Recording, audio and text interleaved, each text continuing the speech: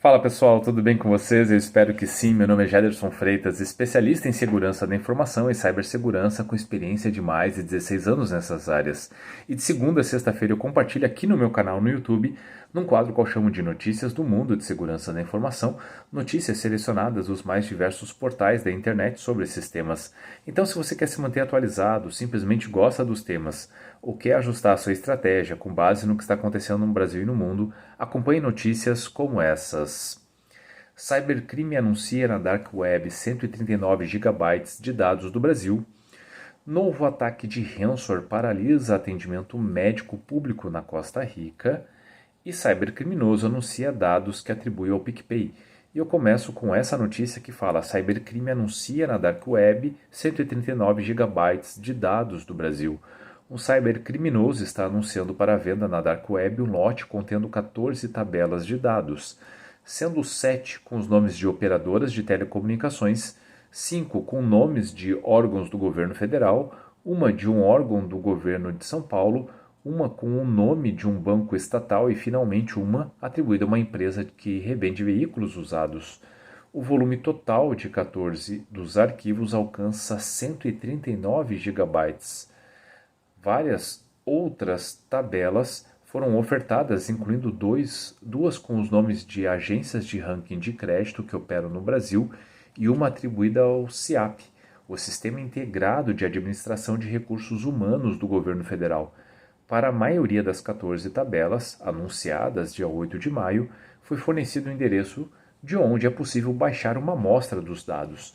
O cybercriminoso disse estar interessado em negociar a totalidade desses dados, enquanto pede separadamente um valor de US$ 650 pela tabela do CIAP, onde estariam os dados de 2 milhões de servidores federais na ativa ou não. Pela tabela atribuída ao Banco Pan, ele pede US$ 450.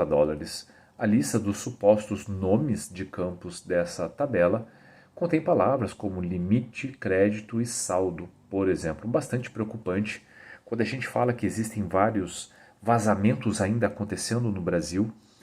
Isso se dá muito em virtude de não conseguirmos atender requisitos básicos ligados à confidencialidade, à privacidade dos dados. Tampouco, estou aqui falando de atendimento à Lei Geral de Proteção de Dados. Nós estamos muito distantes disso. Os incidentes estão aí para comprovar. Então, sem dúvida nenhuma, é um tema que a gente precisa evoluir muito ainda. Novo ataque de ransomware paralisa atendimento médico público na Costa Rica.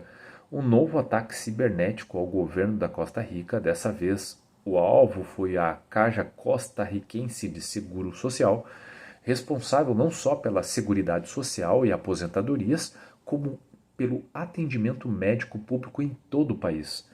O primeiro ataque de ransomware contra o governo aconteceu no dia 18 de abril e, ao assumir a presidência da República, Rodrigo Chaves decretou estado de emergência no dia 9 de maio por causa do impacto da ação dos hackers. Segundo o jornal La Nación, centenas de pacientes deixaram de ser atendidos por falta de informações nos hospitais.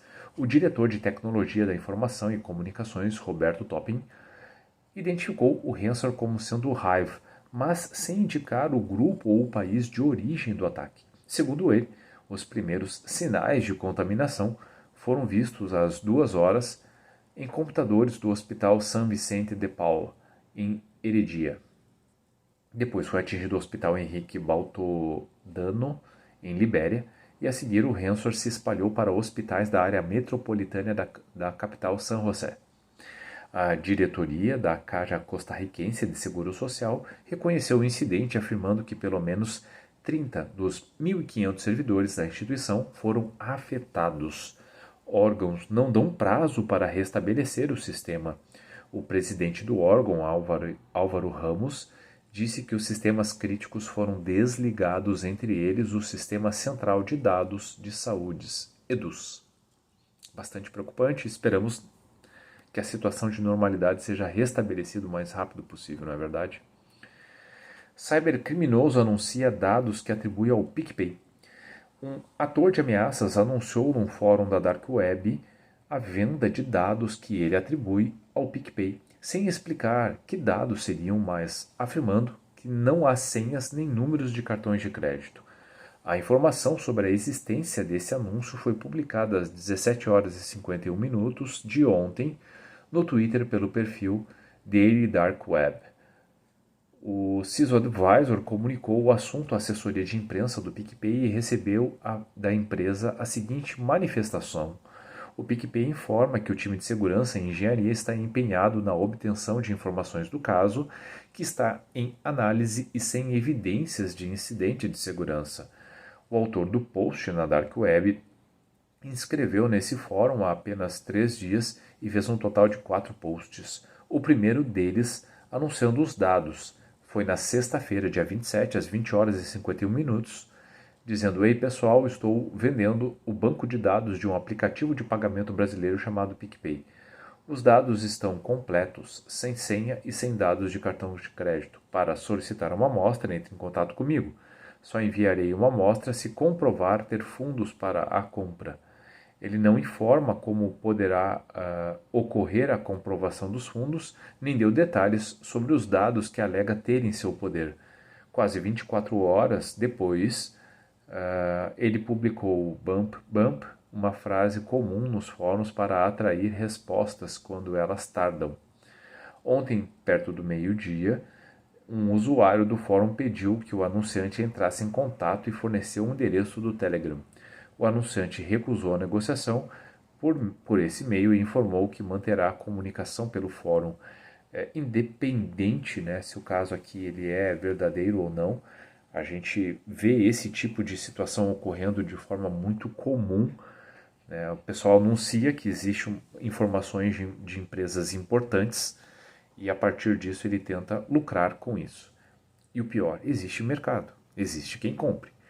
Então é muito importante que a gente consiga, primeiro, fazer um trabalho muito bem feito para proteger e, na medida do possível, ter mecanismos de detecção e de resposta a esse tipo de incidente. E segundo, que evite, né, que não compre, que não incentive esse crime. Isso é muito importante para que a gente possa dar um basta. Mas o mais importante de tudo é a gente trabalhar na estratégia de segurança para evitar esse tipo de vazamento, evitar que criminosos tenham acesso a dados tão sensíveis. Bom, pessoal, o que eu tinha para trazer hoje era isso. O ambiente é outro, estou viajando, então, na medida do possível aqui, estou tentando trazer o quadro num formato um pouco diferente, pelo menos hoje e amanhã. Né? Na sexta-feira, a tendência é que isso volte à normalidade. E eu espero sinceramente que você tenha gostado. E se gostou, curta, salve, compartilhe esse post ou marque as pessoas que podem se beneficiar desse tipo de conteúdo. Eu tenho certeza que fazendo essas ações podemos fazer a diferença trazendo mais cultura de segurança da informação. E se você ficou com alguma dúvida, tem alguma crítica ou sugestão, fique muito à vontade para deixar comentários ou mandar mensagem diretamente para mim. Eu faço questão de ler, sanar as dúvidas e, na medida do possível, aprimorar o conteúdo ou o formato do conteúdo para que ele tenha cada vez mais relevância. Combinado? Ótimo dia a todos e até a próxima!